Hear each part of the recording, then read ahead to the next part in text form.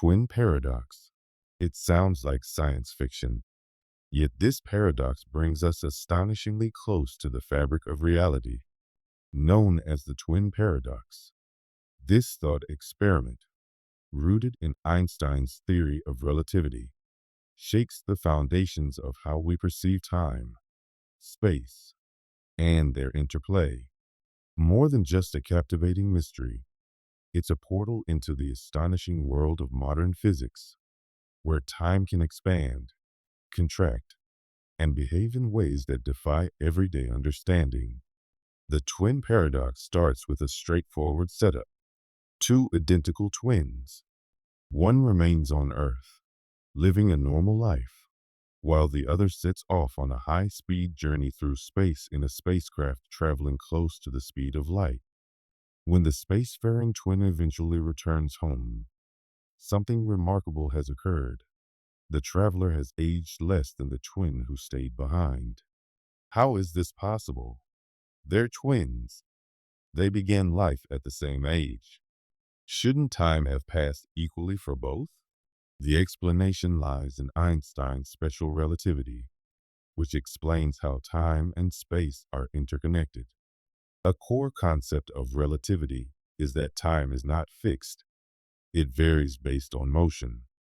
This means that the faster you move, especially near the speed of light, the more slowly time passes for you relative to someone who remains stationary. This effect, known as time dilation, is central to the twin paradox. For the twin aboard the spacecraft, time slows down due to their incredible speed. To them, the journey might seem to last only a few years. But for the twin on Earth, where time flows at its usual rate, many decades might have passed. So, when the traveling twin comes back, they are noticeably younger than their sibling who remained on Earth. This isn't just an imaginative theory. It's a real, observable phenomenon, confirmed by experiments with particles moving at high velocities. At first, the paradox appears to present a symmetry problem. Since motion is relative, couldn't the traveling twin argue that their Earth-bound sibling was actually the one in motion? So why does only one twin age slower? The resolution lies in the fact that the two twins take different paths through spacetime. The traveling twin undergoes acceleration and deceleration when departing, turning around, and returning. This introduces asymmetry. In contrast, the twin who stays on Earth remains in a constant, inertial frame of reference, experiencing no changes in velocity. The twin paradox goes beyond being a theoretical curiosity. It has practical consequences. For instance, GPS satellites orbiting the Earth experience time differently due to their high speeds and the weaker gravitational field at their altitude. To maintain accuracy, scientists must correct the clocks on these satellites so they remain in sync with those on Earth. Without accounting for time dilation, GPS systems would quickly lose precision. This paradox also turns our everyday perception of time on its head. We like to think of time as a constant, ticking uniformly for everyone, everywhere. But the twin paradox shows that time is far more elastic than we assume. It stretches or compresses depending on your speed and position in the cosmos. This isn't a theoretical abstraction. It's a reality confirmed again and again by scientific experiments. The implications go beyond physics, delving into philosophical questions. What does it mean for two people to experience time differently? How does relativity reshape our notions of aging, identity, and memory? And if time can act so strangely, what other surprises might the universe conceal? One of the most compelling aspects of the twin paradox is how it merges the fantastic with the factual. Ideas like time travel, interstellar voyages, and life at near light speeds often seem like pure fiction. But the twin paradox shows these concepts are rooted in the laws of physics themselves. It's not a question of whether time dilation exists. It's about how we might harness it to explore the universe someday. Yet, this paradox is also a sobering reminder of our cognitive limitations. Human intuition is shaped by a world of low speeds, short distances, and constant time. The twin paradox pushes us far beyond that, demanding that we think in terms of a cosmic reality that's anything but ordinary. It's a shining example of our curiosity and imagination, offering us a glimpse into truths that lie beyond our senses. So, what does the twin paradox ultimately teach us? It's more than just an oddity of physics. It's a deep revelation about the nature of time and space. It urges us to reevaluate what we think we know, to question long-held assumptions, and to embrace the strange wonders of the universe. Most of all, it reminds us that even something as familiar as time may still hold mysteries waiting to be uncovered. Friendship paradox. Why do your friends often appear to have more friends than you do? It's not just your imagination. This is a real and documented phenomenon known as the friendship paradox. This seemingly contradictory concept suggests that, on average, your friends are more socially connected than you are. But how can that be? And more importantly, what does it tell us about how we connect, interact, and compare ourselves to others? To understand this, let's begin with the math behind the paradox. Picture a social network, not the digital kind on your phone, but the actual web of human relationships. Some people have a small circle of friends, while others are what we might call social butterflies, with connections to dozens or even hundreds of individuals. Here's where the paradox arises. People with a large number of friends are statistically more likely to be among your friends. Why is that? Consider it this way. Someone with 100 friends has 100 different opportunities to be connected to you, while someone with only 2 friends has just 2 chances. In any social network, these well-connected individuals act as hubs, and they disproportionately raise the average number of friends that your own friends have. This mathematical peculiarity means that when you compare your social circle to your friends, you're more likely to be comparing yourself to those who are more popular than average. So your friends seeming more popular than you isn't just in your head, it's a statistical bias. But this paradox isn't only about how we see ourselves. It also reflects how social networks function, from personal relationships to vast digital platforms. What's more, the friendship paradox goes far beyond just numbers. It carries deep psychological and social effects, especially in today's world ruled by social media. When we browse through Instagram, Facebook, or other platforms, we usually encounter the highlights of people's lives, vacations, parties, accomplishments, all often posted by our most socially active friends. This gives the impression that everyone else is more successful, more popular, or living a more exciting life. The friendship paradox helps explain why this illusion is so common.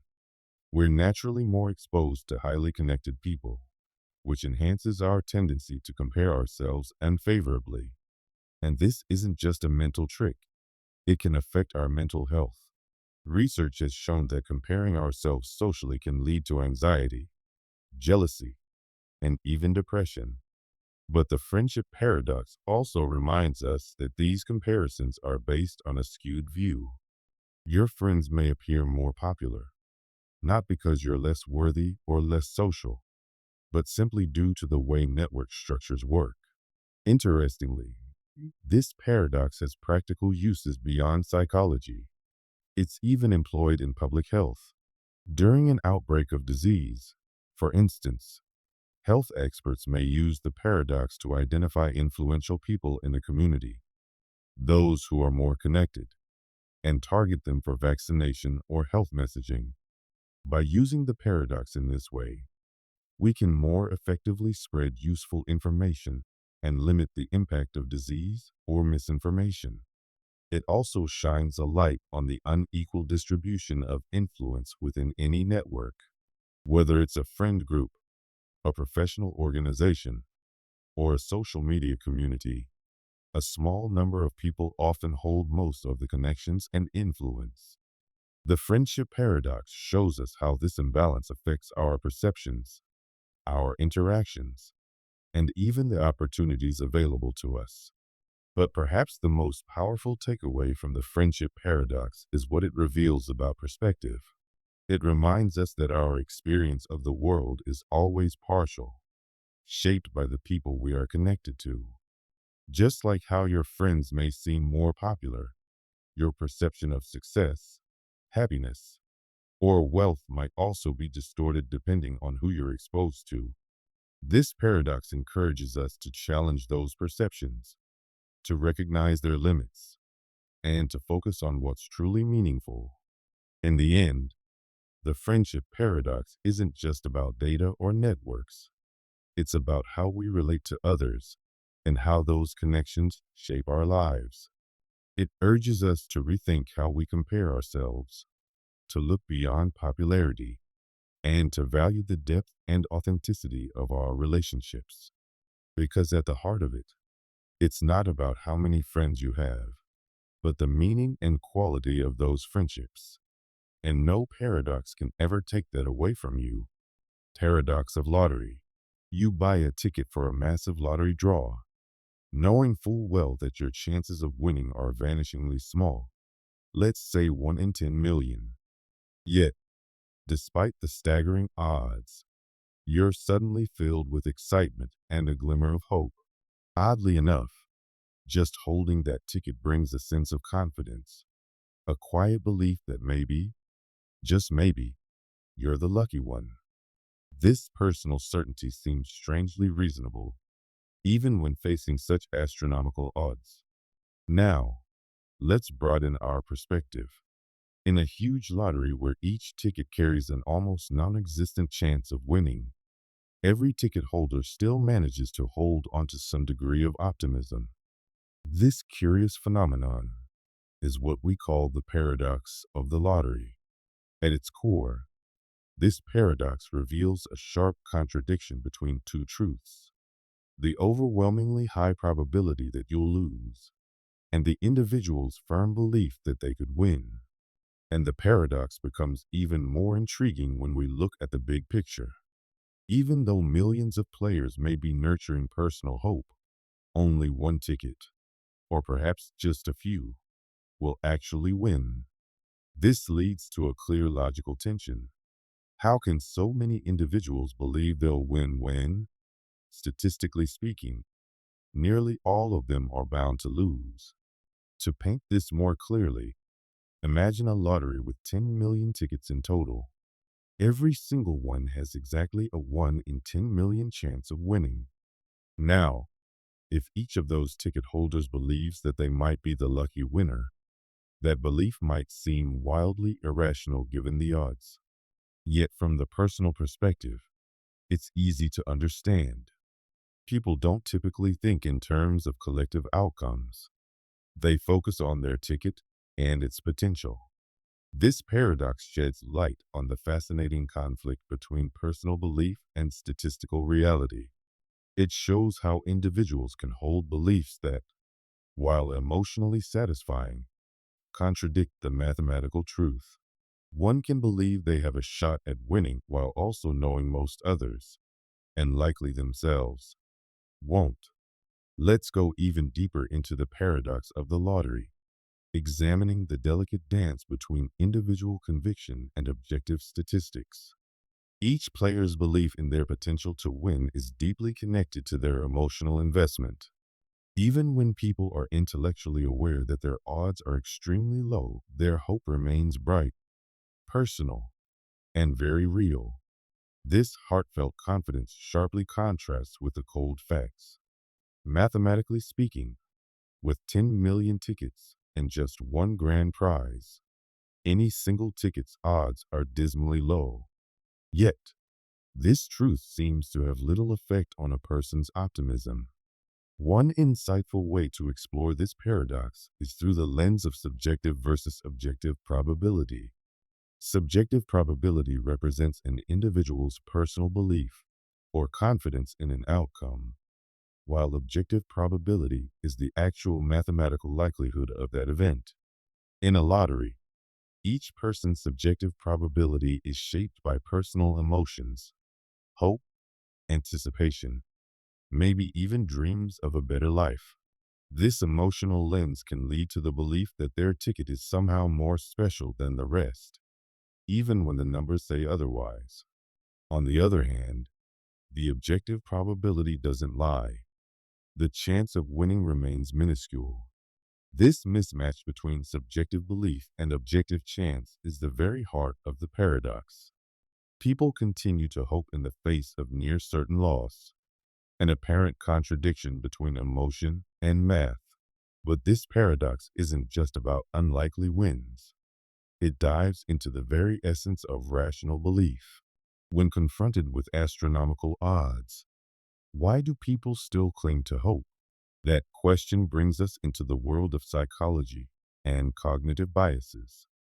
Humans often overestimate their chances of success in unlikely scenarios, a mental quirk known as optimism bias. This bias helps explain how someone can rationally believe they might win, even when logic tells them otherwise. The paradox of the lottery thus opens the door to a broader discussion about human behavior, belief systems, and how we make decisions. It challenges our assumptions about rationality, showing that even in the face of clear odds, we lean on emotion and personal investment. One big takeaway from this paradox is its impact on our understanding of rational decision making. Classic models assume that people base their decisions strictly on objective data, but the lottery paradox reveals that personal beliefs and psychological influences often play an even greater role, leading us to behave in ways that appear irrational from a purely statistical viewpoint. The paradox also extends beyond lotteries.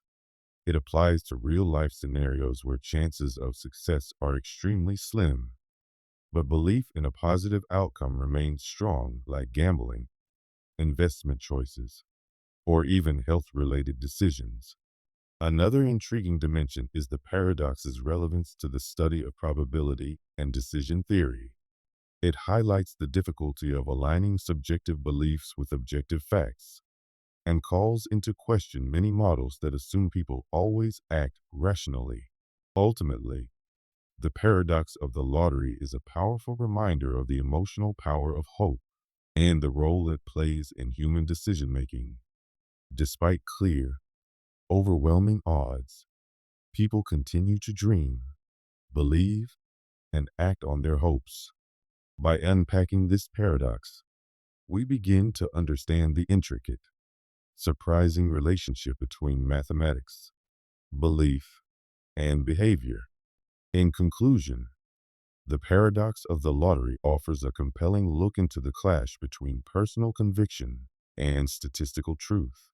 It challenges how we think about probability, choices, and psychology, offering profound insight into the ways we understand and respond to uncertainty in life.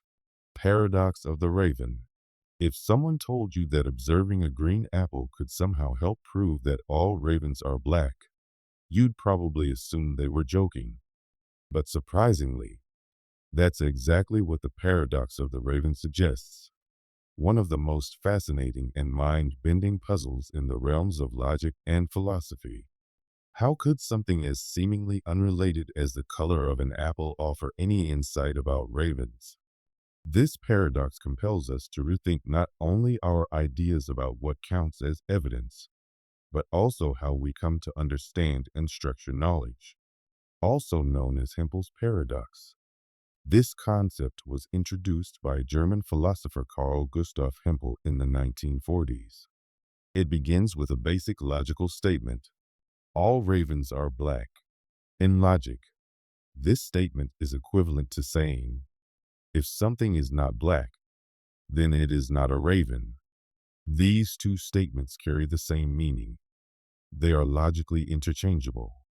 But here's where things start to get strange. If you wanted to confirm the statement, all ravens are black, your instinct might be to observe many black ravens. And that makes sense. Every black raven you see adds a bit of evidence to the claim.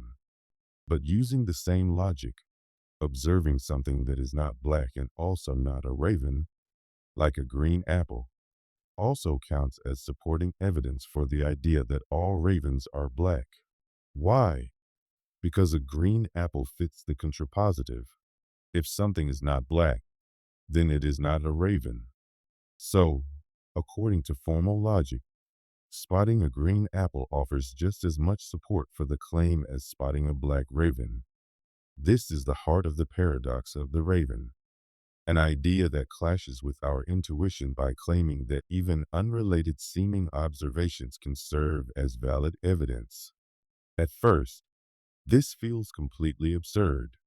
How could looking at an apple possibly provide any information about ravens? But the paradox arises from the logical equivalence. If all ravens are black is a true statement, then its contrapositive must also be true. And any observation that fits the contrapositive, like a non-black, non-raven object, technically supports the original statement. Still, our instincts push back against this. We feel that seeing a raven tells us more about ravens than seeing an apple ever could. This reveals a clear disconnect between formal logic and human intuition. According to logic, all evidence that supports a claim is equally valid, no matter how it's found. But in practice, we treat different types of evidence very differently. Seeing a black raven feels like strong, direct evidence for the statement, all ravens are black. Seeing a green apple feels irrelevant, even though both observations technically support the same claim. To understand this better, we need to explore the nature of evidence itself. In real-world reasoning, we consider more than just logical structure. We also ask how specific or informative a piece of evidence is. A black raven is directly related to the claim. It's concrete and relevant. A green apple, on the other hand, feels so disconnected that it seems to tell us nothing useful about ravens, even if it fits the logic. This points to a crucial limitation of formal logic. While it offers a structured way to reason, it doesn't always align with how we interpret meaning or assign weight to different forms of evidence. The paradox of the raven also challenges how we approach scientific observation. In science, we often test hypotheses by collecting supporting data, much like observing black ravens to support the claim that all ravens are black. But this paradox shows us that evidence is not always straightforward. It urges us to think critically about how we interpret what we observe, and whether our reasoning methods fully reflect the complexity of the real world. Interestingly, this paradox connects to other areas in philosophy and science. In epistemology, the study of knowledge, it forces us to confront the problem of induction, how we justify making general statements from specific cases. In probability theory, it's related to Bayesian reasoning, which adjusts probabilities based on both prior beliefs and new evidence. These links show that the paradox of the raven is more than a quirky puzzle. It opens a window into some of the deepest questions about how humans understand and engage with the world. There's also a clear psychological dimension. The paradox highlights how much our sense of relevance and causality shapes our reasoning. We tend to favor evidence that feels directly connected to what we're trying to evaluate, even when other forms of evidence are logically valid too. This underlines the need to be aware of our cognitive biases and to regularly question our assumptions about what actually qualifies as evidence. So, what lessons can we draw from the paradox of the raven? First, It encourages us to be more critical and reflective about the nature of evidence and how we assess it. It invites us to challenge our intuitive judgments and look at the role of logic in shaping what we accept as knowledge. Second, it shows us the complexity of understanding, that even the most structured systems of logic have limits when applied to human thought. And finally, it reminds us to embrace paradoxes as opportunities for intellectual growth. Rather than seeing them as flaws, we can treat them as chances to stretch our thinking and uncover fresh insights. In the end, the paradox of the raven is more than a philosophical brain teaser about apples and ravens. It's a profound reflection on how we reason, learn, and search for truth. It encourages us to go beyond surface level thinking, to question what we believe, and to recognize the unexpected connections that shape our view of reality. So the next time you see a raven, or even a green apple, remember, both are part of a much bigger conversation about how we understand the universe. And maybe, just maybe, that's the most profound paradox of all. Simpson's paradox. Imagine there's a disease, and you're informed that treatment A has a higher success rate than treatment B. So you confidently opt for treatment A. But then, you discover that when the data is divided into smaller groups, say, younger and older patients, treatment B actually performs better in both groups. How can this be? How can treatment B outperform A in every subgroup, yet treatment A still shows a better overall success rate? This baffling situation is known as Simpson's paradox, a statistical phenomenon that goes against our intuition and reveals just how easily data can be misleading. At its core, Simpson's paradox happens when trends appear within individual groups of data, but then disappear, or even reverse, when those groups are combined. It's a contradiction that challenges how we understand statistics and makes us rethink how we interpret what data really tells us.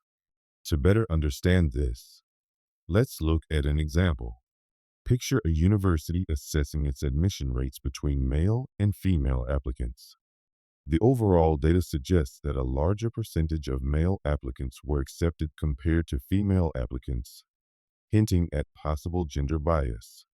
But when you break the data down by individual departments, you find that each department actually admitted a higher percentage of female applicants than male applicants. How is that possible? The explanation lies in how the data is structured. In this case, the paradox arises because women applied more often to departments that were highly competitive and had lower acceptance rates, while men applied more frequently to departments that were less competitive with higher acceptance rates. When you combine the data, these differences distort the overall outcome, giving the illusion of a gender bias against women, even though there was no such bias within any individual department. Simpson's paradox reminds us of the dangers of oversimplifying data. It shows how vital context is and how aggregating information can hide critical details. In the university example, the overall admission numbers painted one picture, but the departmental breakdown told a completely different story. This paradox teaches us that the way data is grouped and analyzed can drastically alter the conclusions we come to. But the implications go far beyond theoretical examples.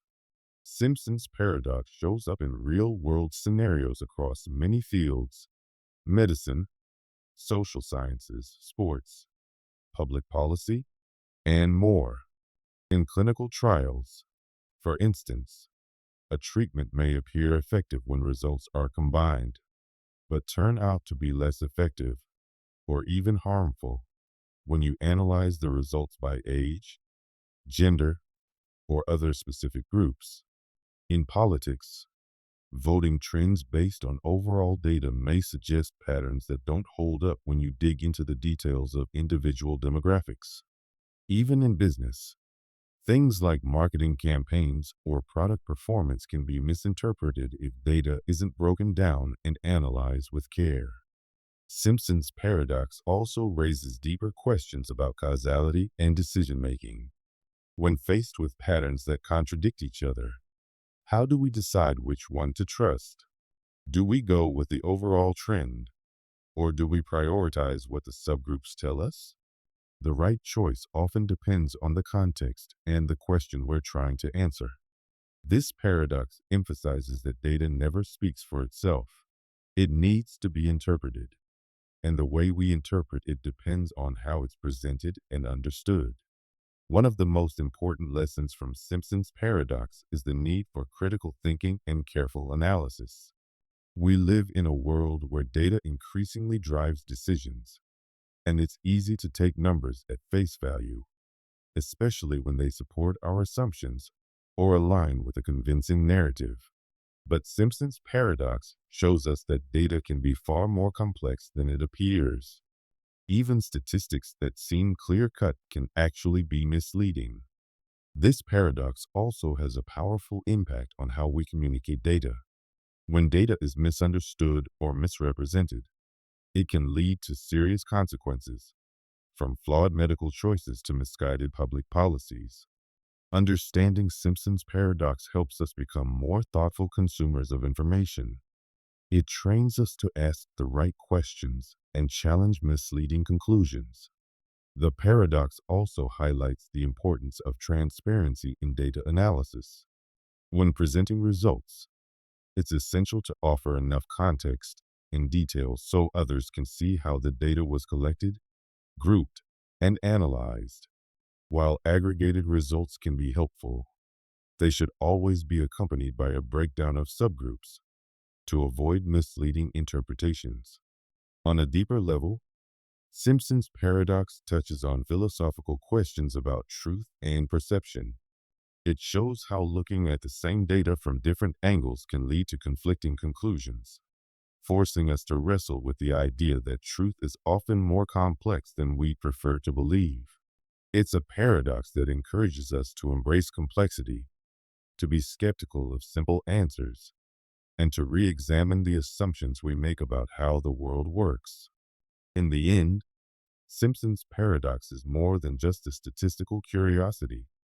It's a powerful lesson about the need for context, curiosity, and critical thinking.